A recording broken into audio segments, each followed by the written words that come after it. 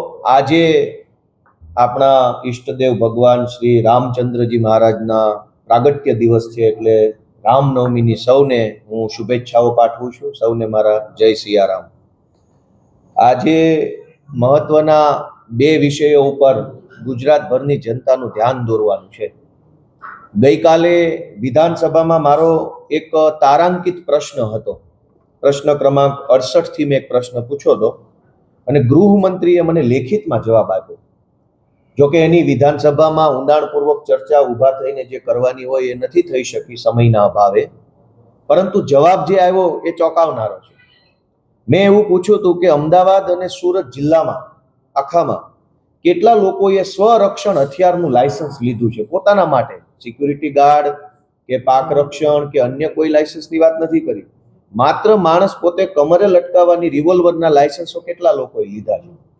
અને મને સરકારે આશ્ચર્યજનક આંકડો આપ્યો કે અંદાજે સુરતની અંદર 2900 લોકો અને અમદાવાદમાં 5100 લોકો, એમ કુલ મળીને લગભગ 8000 લોકો પાસે હાલમાં રિવોલ્વરના લાયસન્સ છે.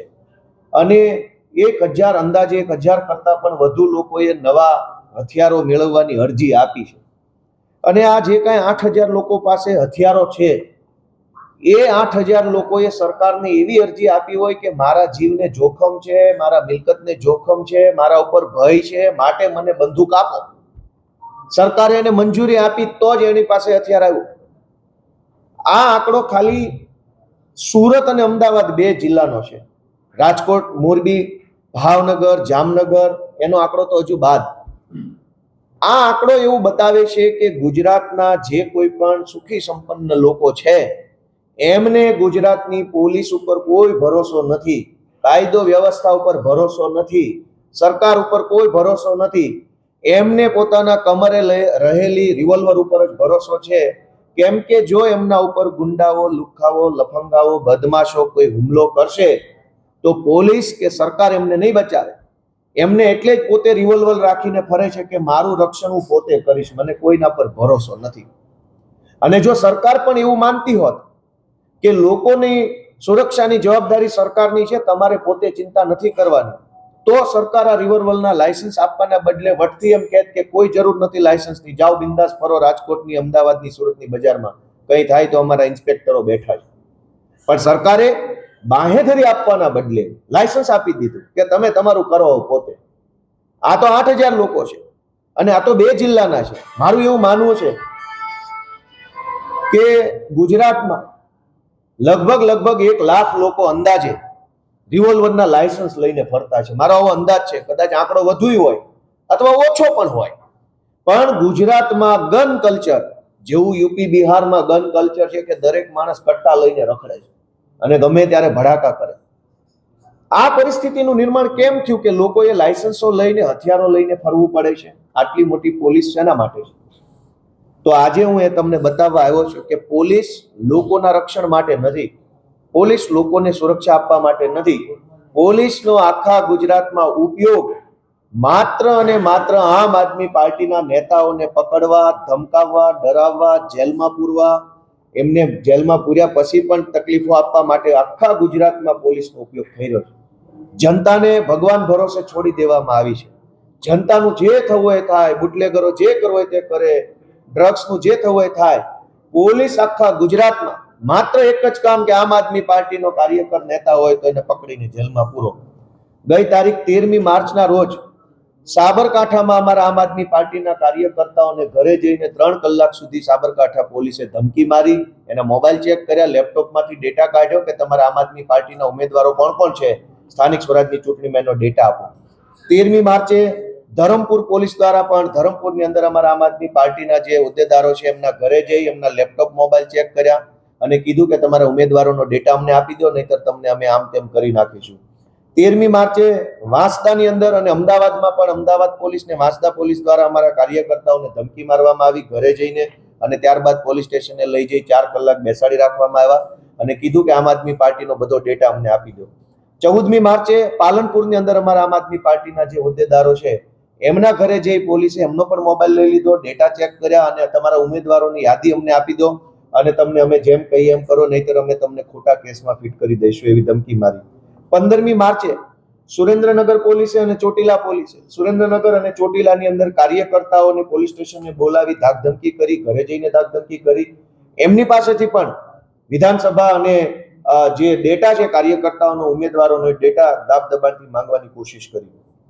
16મી માર્ચે નવસારીમાં, અમદાવાદમાં, નરોડામાં, બાપુનગરમાં અને એલિસ બ્રિજમાં આટલી જગ્યાએ પોલીસે, એલિસ બ્રિજ, બાપુનગર, નરોડા, નવસારી, અમદાવાદ પોલીસે અમારા એ વિસ્તારના કાર્યકર્તાના ઘરે જઈ અને એમની પાસેથી ચૂંટણીને લગતો ડેટા માંગી ધાકધમકી ચાલુ કરી. અને જ્યારે આ તમામ વિસ્તારમાં જ્યારે અમે પોલીસને પૂછ્યું કે આ તમારે અમારો ડેટા શું કરવો છે, તમે કોના કહેવાથી આવા કાળા ધંધા કરો છો, આવી દલાલી કેમ કરો છો, એવું જ્યારે પૂછ્યું ત્યારે દરેક પોલીસે કીધું કે અમારી પાસે કમલમમાંથી ડેટા માંગવાનું અમને સૂચન કરવામાં આવ્યું.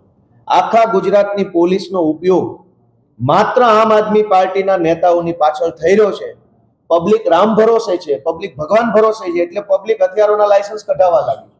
આ પરિસ્થિતિ ગુજરાતની થઈ છે. 17 તારીખે મોડાસા પોલીસે અને 24 તારીખે રાત્રે 2 વાગે અમદાવાદની અંદર અમારા આગેવાન અમજદભાઈ છે, એમના ઘરે એસઓજી પોલીસ, મહિલા પોલીસ બધા ઘરમાં ઘૂસી ગયા અને સવાર સુધી ગાળી ગલોચ કરીને એમની પાસેથી ડેટા કઢાવવાની કોશિશ કરી. આમ છેલ્લા 15 દિવસથી જોવો તો ગુજરાતના લગભગ જિલ્લા તાલુકાઓમાં એક સરખા પ્રકારે પોલીસે અમારા કાર્યકર્તાઓને પકડી, હેરાન કરી, ગાળી ગલોચ કરી, ધાકધમકી કરી, ખોટી એફઆઈઆર કરી. આમ આદમી પાર્ટીના ઉમેદવારો કોણ છે સ્થાનિક સ્વરાજમાં, કોર્પોરેશનમાં, નગરપાલિકામાં, એનો ડેટા કઢાવવાની કોશિશ કરી અને કમલમ સુધી આ ડેટા પહોંચાડવા માટે દલાલો બની, ગુલામો બનીને કામ કર્યું છે. ગઈકાલે સુરેન્દ્રનગરના અમારા કોળી સમાજના આગેવાન અતુલભાઈ વેગડ વર્ષોથી ત્યાં કામ કરે છે, સમાજ સાથે સંકળાયેલા છે, પાર્ટી સાથે જોડાયેલા છે, એમને પોલીસે બોલાવી અને સુરેન્દ્રનગરના એસપી એની ચેમ્બરમાં બોલાવીને 2 લાફા મારી દીધા અને કીધું કે જા તારી જ્ઞાતિને જઈને કહી દે છે, બહુ વાયડી ના થશો તો ટાંટિયા ભાંગી જશે. આવું સુરેન્દ્રનગરના એસપી અમારા કોળી સમાજના આગેવાન અતુલ વેગડને કીધું ગઈકાલે. એની સાથે અમારા લોહાણા સમાજના આગેવાન કમલેશભાઈ કોટેચા પણ ત્યાં કામ કરે છે. ગઈકાલે સુરેન્દ્રનગરના એસપી એને પોતે ધમકી મારી ચેમ્બરમાં બોલાવીને અને એને એમ કીધું કે અમને ભાજપનો સપોર્ટ છે, તું બહુ ભાજપની વિરુદ્ધમાં વધારે પડતું બોલીશ તો તારો સુરેન્દ્રનગરની બજારમાં વરઘોડો કાઢવામાં આવશે, એટલે તું તારી મર્યાદામાં રહેજે. દીપકભાઈ ચિહલા છે અમારા આગેવાન અને કુણાલભાઈ શાહ છે, પત્રકાર છે, આરટીઆઈ એક્ટિવિસ્ટ છે. આ બધાને સુરેન્દ્રનગરના એસપીએ બોલાવી, ચેમ્બરમાં બોલાવી, ધાકધમકી કરી, પોતે માર મારી, બીજા પોલીસવાળા પાસે માર મરાવીને એવી ધમકી આપી કે તમે આમ આદમી પાર્ટીનો ઝંડો લઈને નીકળ્યા છો એ બંધ કરી દેજો. કેમ કે આ અતુલભાઈ, અમારા કમલેશભાઈ, દીપકભાઈ, આ બધાને હમણાં જ આમ આદમી પાર્ટી દ્વારા સુરેન્દ્રનગર મહાનગરપાલિકાના ઉમેદવાર જાહેર કરવામાં આવ્યા અને એમને પોલીસ એવું ધમકાવે છે કે તમે આમ આદમી પાર્ટી છોડી દો અને આમ આદમી પાર્ટીનું કામ કરવાનું બંધ કરી દો, નહીતર તમારા ઉપર ખોટી એફઆઈઆરો કરી અમે તમને જેલમાં પૂરી દઈશું. દોસ્તો, મારે જણાવવું છે કે પોલીસનો આ ધંધો છે. આ કામ કરવા માટે પોલીસના યુનિફોર્મ પહેરીને ફરીએ છીએ આપણે શપથ લીધી હતી તો આવા ધંધા કરવાની શપથ લીધી હતી. આખા ગુજરાતની પોલીસ અત્યારે જનતાને રામ ભરોસે મૂકી, જનતાને ગુંડાઓના હવાલે કરી દઈ, જનતાને બુટલેગર, માફિયા, તોડબાજોના હવાલે છોડી દઈ, માત્ર ને માત્ર એસપી, આઈજી લેવલના, ડીવાયએસપી લેવલના અનેક અધિકારીઓ માત્ર ને માત્ર રોજ જાગીને આમ આદમી પાર્ટીના કાર્યકર્તાઓની પાછળ પડ્યા છે. મેં તમને ડેટા આપ્યો અને જનતા હથિયાર લાયસન્સો લઈ રહી છે. આ પરિસ્થિતિની અંદર ગુજરાતભરની જનતાને મારી એક જ વિનંતી છે કે આમ આદમી પાર્ટી આંદોલનમાંથી નીકળેલી પાર્ટી છે. અમે લડાયક માણસો છીએ. કોઈ એસપી આઈજી ને દમદાટીથી બી જવા વાળા અમે નથી. અને જે એસપી આઈજી ભાજપની દલાલી કરે છે એને જોઈ લઈશું, શુદ્ધ ગુજરાતીમાં જોઈ લઈશું. એ કોઈ ટેન્શન નથી. સમય બદલાશે ત્યારે મોઢા હંતાડતા નહીં આવડે જે લોકો આજે ભાજપની દલાલી કરે છે એમને. પણ સવાલ એ છે કે જો પોલીસ ભાજપની દલાલ બનીને કામ કરે અને જનતાને ગુંડાઓના હવાલે સોંપી દેવામાં આવે, ગમે ત્યારે ખૂન થઈ જાય, ગમે ત્યારે રાજકોટમાં એક વેપારીની હમણાં હત્યા કરી નાખી થોડાક દિવસ પહેલા, ખુલ્લેઆમ છરીઓ મારી દેવામાં આવે છે, તો પોલીસ કંઈ નહીં કરે. અને આ પરિસ્થિતિમાં જનતા હવે પોતે હથિયારોના લાયસન્સ લેવા લાગી છે. એનો ડેટા મને ખુદ ગૃહમંત્રીએ આપ્યો છે. ત્યારે એક જ વિનંતી છે કે આ સ્થાનિક સ્વરાજની ચૂંટણી ભાજપ એક યુદ્ધની જેમ લડવા જઈ રહી છે, ત્યારે અમે પણ આ યુદ્ધ માટે તૈયાર છીએ. જનતાને વિનંતી છે કે આ યુદ્ધની અંદર સત્ય, ન્યાય, નીતિનો સાથ આપે, ઝાડુનો સાથ આપે, આમ આદમી પાર્ટીનો સાથ આપે. એ જગ્યાએ અમે ફરિયાદ આપી છે પણ અમારી ફરિયાદ ક્યાંય લેવામાં આવતી નથી. પોલીસે સ્પષ્ટ કીધું છે કે અમને ઉપરથી કમલમમાંથી ભાજપનો આદેશ છે કે ભાજપ આમ આદમી પાર્ટીના કાર્યકર્તાઓને ડરાવો, ધમકાવો ને એના ઉમેદવારનો ડેટા કઢાવી. અમે ફરિયાદ આપીએ છીએ. હવે ચોરને તે ન્યાયની ફરિયાદ આપવાની બિલકુલ કોર્ટે છે, એ ચાલુ છે પ્રોસેસ, એ કરશું.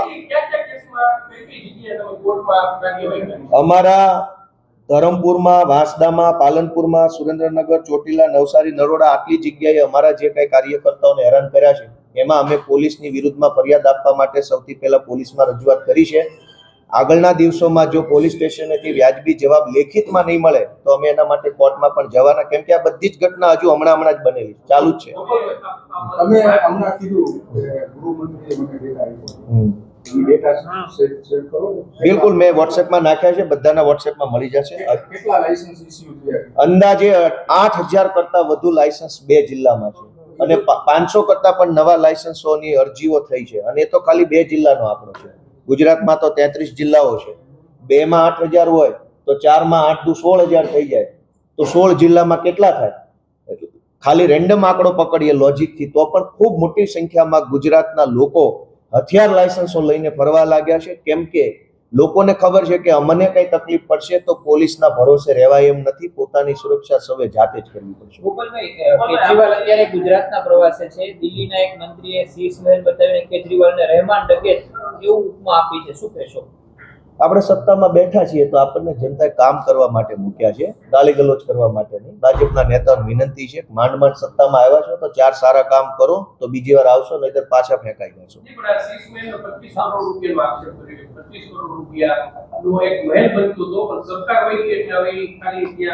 પ્રદર્શની તરીકે વાર્તા છે ભાઈ. અહીંયા ભાજપના કોર્પોરેટરોએ 100 કરોડનું કરી નાખ્યું અને તમે મુખ્યમંત્રી ઉપર 25 કરોડના આરોપ લગાવતા શરમ નહીં આવતી? આ ભાજપમાં જે રાડાના મકાનો છે, જે સરકારી મકાનો, એમાં ભાજપના કોર્પોરેટરોએ કેટલા કરોડનું કરી નાખ્યું રાજકોટમાં?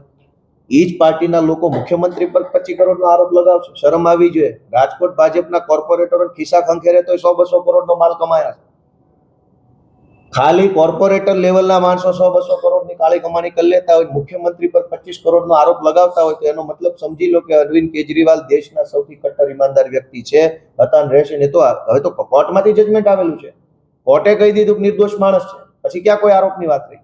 રહેમાન ડકેત આ શબ્દ પ્રયોજવો, હવે જેને પ્રયોજ્યો એ ભાઈ એના પોતાના પરિવારમાં જે રીતની એને પાલન પોષણ થયું હોય એ પ્રકારના શબ્દો વાપરે.